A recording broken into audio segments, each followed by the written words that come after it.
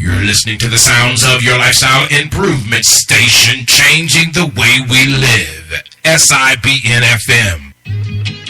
You're listening.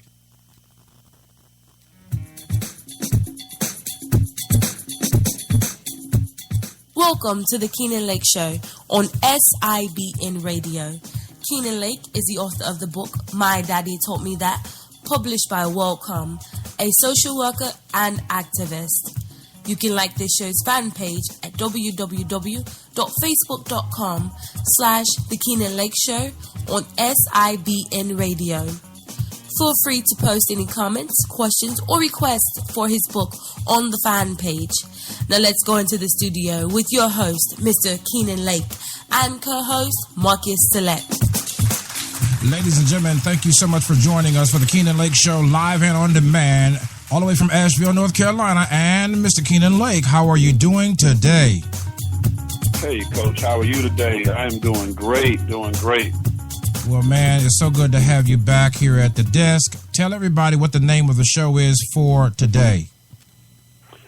Today, Coach, we have a great show lined up, and the title of the show today is Women Raising Males, primarily dealing with single moms, and I hope this show can get our fans and our listeners to send us messages, to call in. But today we're going to discuss some things primarily about single moms raising young men, and also males in general. And we might as well just jump right on in, Coach. So, Yes, sir.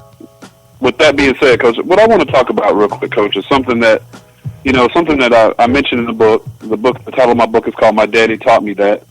But and before I get started, I would like to say this is in no shape, way, or form to bash single moms. I want to highlight single moms and say that you guys are doing a wonderful job. You guys have a heavy burden on your shoulders, and we, myself, and others, so understand and commend what you're doing, what you're going through. So with that said, I don't want anyone to take this the wrong way and say that he's talking bad about single moms or anything like that. But the part of the book, Coach, and one part of some of the things that I'm doing is always trying to instill men on being better men, better providers for our families, our children, trying to inform our men out there on what's at stake with our families and stuff like that. Well, today we want to talk about the women, and I want to talk to our women primarily about a couple of things. And the first thing is this. It's difficult, I think, for moms to raise men. Just like I think it's difficult primarily at a certain age when those kids start getting to be teenagers and stuff like that. I think it's difficult for men to raise women and girls. Mm-hmm. I think when you get to a certain age, Coach, you need either that male figure in your life if you're a male, and you need that woman figure in your life if you're a female. What do you have to say about that, Coach? You're exactly right, because as I was sitting here thinking, there are some people that are out there that are old-fashioned and think they'll take that statement that you said and say, well, men have no business raising daughters at all, and I don't think that's what you're saying. But I think you raise a valid point at the end of that statement, and that is after a certain age is what you said, the child needs the dominant factor of the sex that he or she represents. So if it's a male, he needs a male in order to model male, integrity and character, whatever. And if it's a female, so I think that's called rites of passage, from boyhood to manhood, in order to transfer from girlhood to womanhood. There has to be a modeling of the woman to young lady, and a man to a young man, if that answers the question. That's exactly right, Coach. And actually, I also state this in my book, too. How I actually have that rites of passage in my book, and I use an example. I use several examples, but one of the examples that I talked about was how, when young men in other countries, they get of age, they have to go through a rites of passage. So, for example, there may be a ritual that these young men have to go through where they have to leave the home and complete a task and do this and the third. But once they do that, like, for example, in certain countries, the men will take the young boys out of the home, for a couple of years and take them under their tutelage and do stuff like that. And then they're not allowed to go back in the home, simply because they have to be around the men all the time, mimicking what the men do, learning what men do, trying to see what the men do so they can themselves become men. Exactly. Now, with that, Coach, what I want to talk about is something that's been, I also state this in the book. I had an example in the book where I talked about how, women, single moms, when they're raising young boys, it seems like they favor the boys more so than they favor the daughters. And I use an example in my book about how, for example, a mom would ask her son if he's going to church. Are you going to church? The son may say yes or no. But literally make the daughters go to church. They don't get a choice. They're going to go to church. Right. So right. I've seen this favoritism in my workings and my dealings with families and stuff like that, of how the moms tend to favor the sons and kind of are a little harder on the girls. And I think that's vice versa with males to sons of fathers. The males are a lot. They daddy's little girl. The males are a lot more lenient and with the girls, but they're a little harder on their boys because they want their sons to be men. Mm-hmm. Mm-hmm. What I want to talk about today, Coach, again, is how over the last several weeks, I've been seeing a lot of things that kind of sparked this particular topic today, and it's how I feel like how some of the single moms, not all, but they're literally destroying our males. And the reason I say this is this: I had a group the other day, my men's development group the other day, Coach, and there was a young boy. Well, there was my men's group.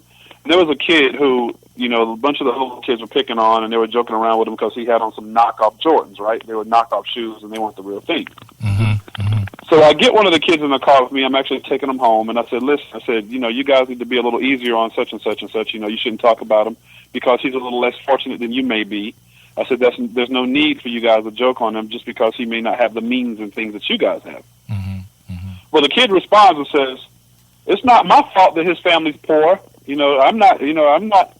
So I kind of pulled the car to the side of the road because it kind of bothered me for a while, for a second anyway. And I pulled the car to the side of the road, Coach. And so I started talking to this kid. I said, well, listen, let me ask you a question. I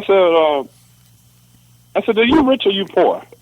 So the kid said, well, I'm not rich. My family's not rich, but my mom does work. But we're not poor either. We're definitely not poor. Mm-hmm. So I said, okay. So I said, well, let me ask you this. I said, what kind of insurance does your mom have on you? I already knew the answer, but I asked anyway. So he said, well, my mom has that DSS Medicaid. Well, he didn't say Medicaid. That DSS insurance stuff. So I said, that's called Medicaid. Mm-hmm. So I said, okay. I said, so, I said, does your mom get any kind of food stamps or anything like public assistance, anything like that? He said, yeah, my mom gets a little bit of food stamps. He said, but my mom works a job. I said, okay. So I said, now, where do you live at? So the kid, proceeds to tell me that he lives in public housing. Mm-hmm. So the kid lives in public housing, and his mother's receiving government assistance, which is means of food stamps and Medicaid. So, but the mom does work. So I said, okay. So I said, now, you're not rich and you're not poor, but what do you consider yourself? He said, well, I think we're middle class. So I said, so I immediately kind of chuckled to myself. So I said, you're not middle class. I said, actually, you're poor. And I said, we're all poor. I said, if I'm not mistaken, Coach, I think the cutoff for middle class is $200,000 a year. I think that's the minimum, if I'm not mistaken. Mm-hmm. I think you got to make something around $200,000 a year to be considered middle class. Mm-hmm. Maybe $150,000, something like that. But this kid, was, like I said, living in public housing, receiving, public assistance, and he doesn't think he's poor. What he said was, I have 5 pair of Jordans, I have a PlayStation, I have this, I have that. So he started naming. My mother has a 50-inch flat screen TV. Mm-hmm. So he started naming all these material things that his family had and what he had. Right. So I go to my program again that Wednesday, and I asked all the kids the same question: which one of you guys think you're rich? Who's rich and who's poor? And all these men in my program, Coach, none of them said they were poor, but they all kind of said they're middle class. But to make a long story short, most of these young men live in a single parent home with their mother. They're all living in public housing for the most part, and they receive public assistance. But because most of these kids receive, because they have all this material stuff, PlayStations, Jordans, this, that, it was like they did not think that they were poor, and they thought that they were doing, and it was just like, are you serious? What do you have to say about that, Coach? Well, I mean, Keenan, like I tell everybody when they listen and they tune into the show, that Keenan Lake is in the trenches meaning he's not bringing data from like 10 years, 5 years, 3 years, 12 months ago. It's right now data. And to confirm that that conversation is, it's not rare, it's common conversation. My son struggled at first with the same thing, and he has two parents, both working and, living in a decent neighborhood, I could say. But he complained that he didn't have X, Y, and Z. And I said, well, what do you have that the other kids don't have? And he went down the list. I said, well, you got to have an exchange somewhere. So get back to your point about single mothers raising males. I think you may be asking the obvious question, what are you saying to your child that would give them impression? And we're not talking about the words, but through the actions. Well, let's go back to what you said earlier. It is nearly impossible, not impossible, but nearly impossible for the opposite sex to model what the opposite sex should be during a rites of passage period. It's nearly impossible. In other words, us boys who are between the ages, I want to say 8.5, 9, on up till I want to say about 14 or so, shouldn't be given anything. There should be a earning somehow. There should be a what do you call it? A compensation through work. There should be an ethic of work being established during that age. You are exactly right, Coach. And I'm going to say something about that a little later on. That's exactly right. So, I mean, I think that you're raising a challenge. Let's just call it exactly. that. For single mothers out there, that you may think that it may be soothing the parental-child relationship through the gifts. But in a male, men are accomplished based. Let's go back to some of the basics for everybody that's listening. Men are accomplished based, I want to say animals, but human beings. we don't want to say animals. And women are, I want to say, for the lack of a better word, family-based or relationship-based. They're relationship-based. It doesn't mean that either one is perfect. Men measure things. Boys begin 8 and up, begin to measure life by the things that they achieve, whether they earned it or not. It doesn't matter.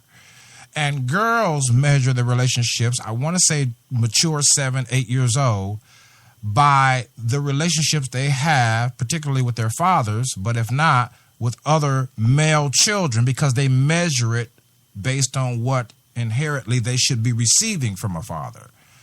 And so these children now, between the ages of 8 and up, begin to now internalize the gifts and the way to get the gifts, because they know how to do a bug mom, and you know how to, the attitude, you've seen the whole kit and caboodle. They know how to get the gifts through domination. I call it domination, manipulation, and so much more. And then they carry these skills, because they are skills, not good ones, but they are skills, into their female-male relationships, whether it be with teachers, whether it be professors, whether it be boyfriend, girlfriend, And so, Keenan, you're raising a very serious challenge, because someone out there is going to ask you this question, to play the devil's advocate for a minute. Well, I gave him that because he's not doing too bad. And I'm gonna stress that too, Coach. And when we come back from commercial, I'm a lead in with another example, which is going to address that scenario you just gave right there. All right, everybody stand by. You're listening to the Keenan Lake Show live and on demand on SIBN Radio. We'll be right back. We interrupt this program to simply say thank you for your listenership here on SIBN Radio. We do not take what you're giving to us for granted. By all means, we invite you to be a part of our family in a deeper way. You can visit our websites, www.sibntelevision.com. You'll see a community page at the top there, and you can join free of charge with your email and share your thoughts, pictures, and so much more right there on the site. And for those of you that would like to listen more regularly to our blog programming, you can visit www.sibnradio-by-SelectUSATV.com. We're now looking for interns for the SIBN networks, and there is no shortage of work that needs to be done. Simply email us your bio or resume to globalcoverage@selectusatv.info. New programming is always a consideration here at the networks, and we invite you to share your ideas, concepts, or vision. As we move forward with a global multimedia platform, we expect great things. We now want to return you to your regularly scheduled program. And again, from our hearts to yours, thank you.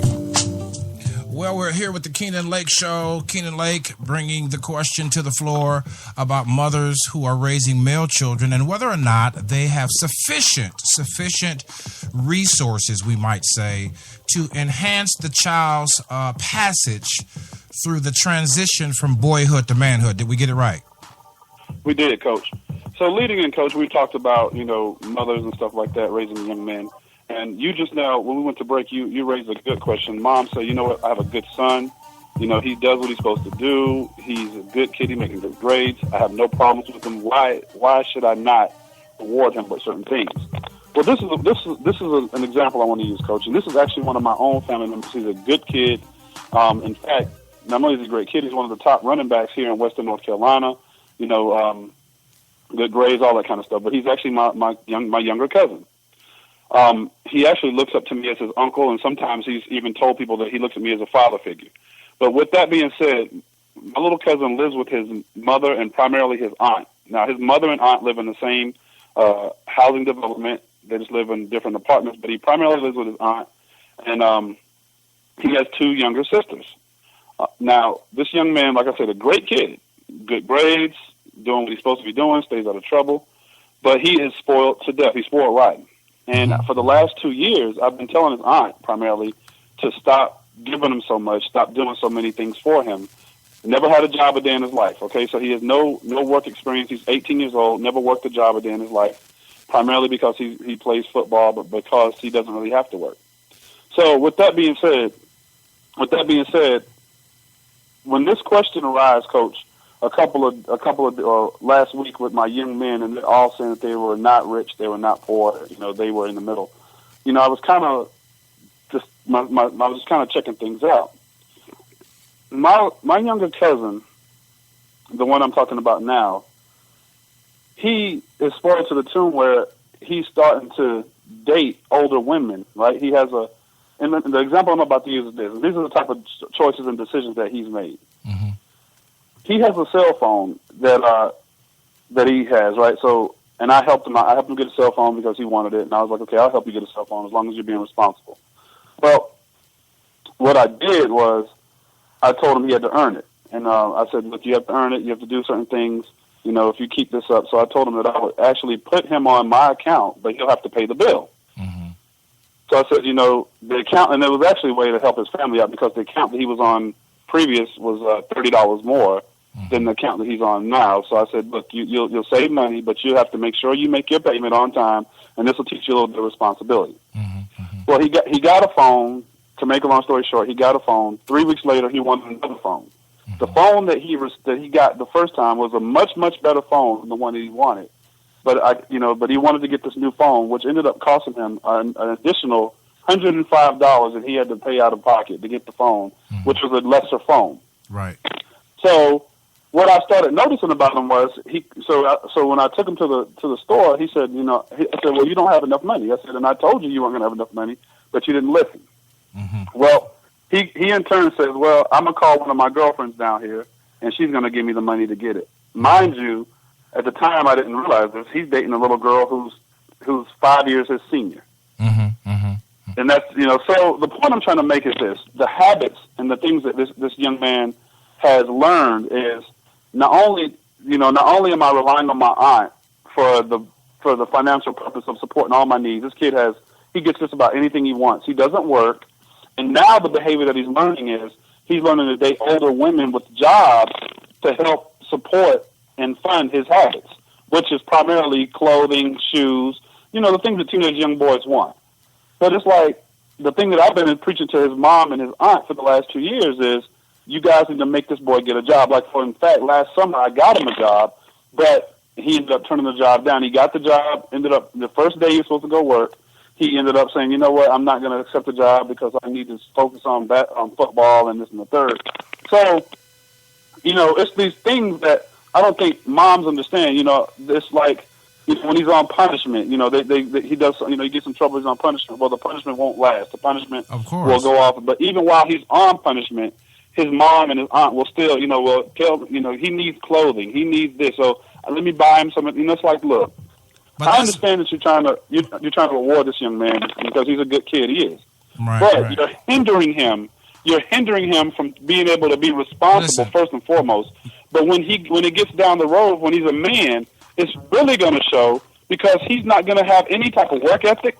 He's not going to have any type of being able to accept responsibility. And when you develop these habits are hard to break. But listen. I want to say that we have a double-edged sword in this situation because when you become a parent, it's more than a job. And what's lacking, Keenan, what you and I are talking about now is the fact, because we don't have a lot of time left, but what's lacking is this. The parents got to understand that the community that you and I had, Keenan, back in the day doesn't exist. The culture now is for the child to learn all the manipulative ways to do what they need to do because of other conversations you've had on your show about the preparations for recidivism and other things that would fuel other people's goals, to keep it short. And so the parent is stuck in a Twix, They're kind of bamboozled, not only by their own actions, but they're bamboozled by the fact that there is no support unless you say, I'm going to create support for this child to transition from boyhood to manhood. You have to, because it's impossible. Keenan, can you imagine? And I know you have. You want the parent to get that message, but they're between a rock and a hard place. Only for the simple reason is they have to purposely say and understand. They have to understand, acknowledge this child has to transition. This child has to have a right to pass from boyhood to manhood. And Keenan, what you're saying is that these young men, particularly because that's the topic today, do not have a right to pass, transitionally speaking, from boyhood to manhood. And this poses the greatest threat to the family dynamic in today's culture, as you already know. Coach, you cannot be more clear and more right. And the thing that I was going to say is this too, Coach. What happens is it sets up a dynamic where our young men, and this is not just one family or two family. Mind you, folks who are listening and tuning in, I work with tons of family, and I see this going on in homes all across my county, all across my city, and actually throughout the entire state, where we have young men who are being raised by single moms who have this have this false sense of manhood, and it's like what it does, Coach, is it actually enables our men to be the men that they can be and capable of being, because they have this false sense. They already have the mom, where it's like the mom gives them a little bit more leeway than the siblings in the home, primarily if the siblings are females or girls. So they get the leeway. They don't have to do certain things. They don't have to have that same accountability when it comes to the mom. But that's what I'm saying. But that's what I'm saying. The parent is going to face that battle with the odds being against them, as you said. But what I want the parents that's listening to us now to understand, that they still, even though the odds are against them, Keenan, because your dad was gone, my dad was gone. Come on now. There was different odds, but there were still some odds. But the mother said, I realized that this boy need to, X, Y, and Z. And the parent has to be the one. That's what responsible is all about, right? I can't provide it, but I'm going to see to it that the child receives additional resources to ensure X, Y, and Z. That's what responsibility doesn't say I can do it all, which there's another conversation out there. And I think, Coach, that's what it is. I think certain moms, not all moms, but I think certain moms feel like, you know what, I can be the male and the female, and I can do it all and it's not so much by giving this kid stuff, but it's like we're crippling them. We're crippling these men. And it's like, if there was a man in the house, a man will say no. Exactly. This boy, even if he is a good kid, so what? He's supposed to be. You see what I'm saying? Right. He should be a good kid. He should have a good grade. And we're not going to reward a child just for doing what he should be doing. Right. Now, don't get me wrong. I'm not saying that you be mean to your child or you don't give your child rewards at times. Of course not. But say that again? No, I said of course not. You're exactly right. Right. Yeah. But there are times when it's like, well, he's a good kid. So what? He should be a good kid. So what? He makes good grades. He should. And he's not going to get something. He's going to earn it, like you said earlier. He's going to get out here and work. He's going to have to either clean up this house, do some yard work. He's going to do something. And he ain't going to like it. He ain't going to like it. No, he's not. But at the same time, if he's old enough, he's going to get a job. Matter of fact, you know what? He's 17, 18. It's time for this young man to get out here and start learning what it is to work and have to have those responsibilities. Because I tell this to all my families that I'm working with: if you don't teach this kid responsibility and being responsible for his actions, and educating this child on exactly what's going to happen in the future, he's going to be inept to get out here and deal with the future. And you know, Coach, as well as I do, the barriers, primarily when it comes to young African-American males in our country. Yeah. But, Kenan, we're going to take another small break, man. Come back, wrap things up, and then continue the conversation off air, continuously in production. Stand by for 1 second. You guys are listening to the Kenan Lake Show. Today we're talking about the effect that single mothers have on raising male children. This is SIBN Radio's Kenan Lake Show. Stand by.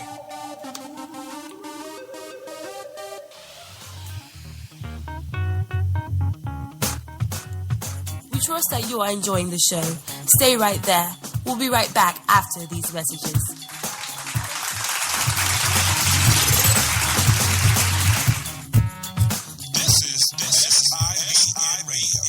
And you have just tuned in to the Kenan Lake Show. I'm your host, Kenan Lake. I am a published author, book My Daddy Taught Me That, a public speaker, and the president of a men's development youth program. The purpose of this show is to create awareness on topics that are dear to my heart, primarily absent fathers, male role models in the home, youth and young adults and children, families, and neglect and abuse.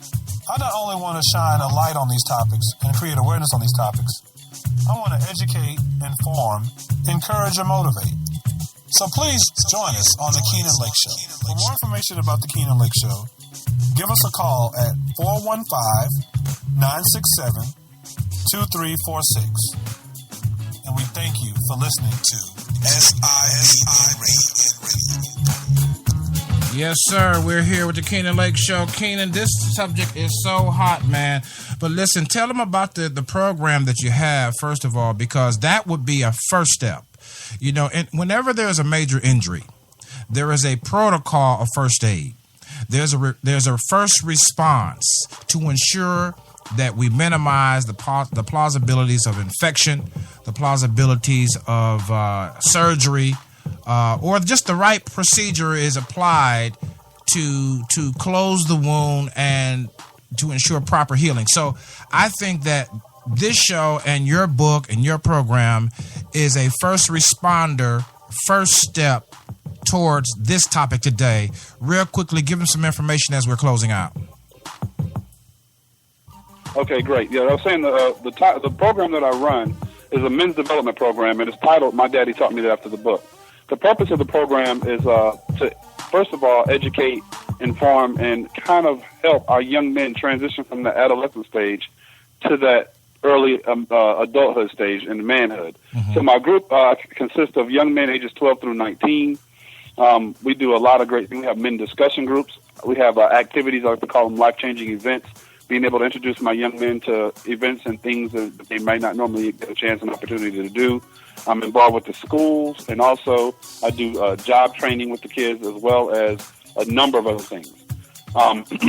That kind of coincides with the book, and my purpose is to try to give these young men that male figure that they may not normally have in their lives, and being able just to kind of use the phrase iron sharpens iron, and have my young men have that kind of setup, that kind of camaraderie with positive males in the community and in their surroundings as well. Again, Coach, the contact information for me is Facebook, the Keenan Lake Show. That's the radio show. I have another Facebook, which is My Daddy Taught Me That, and then my personal Facebook, which is Keenan Lake. Follow me on Twitter at the KL Show, and then also, if you're interested in getting a copy of my book, you can always go to my website, which is www.mydaddytaughtmethat.com, and it's also available on Amazon. Well, Keenan, that does it for today. And Barnes & Noble. Keenan, give him that Twitter one more time. The Twitter? The Twitter is the KL Show. All right, Keenan, stand by. Ladies and gentlemen, whatever you do, go to www.mydaddytaughtmethat.com for more. This has been the Keenan Lake Show, live and on demand on your SIBN radio network. And until next time, parents, stand up and be that hero your child needs you to be.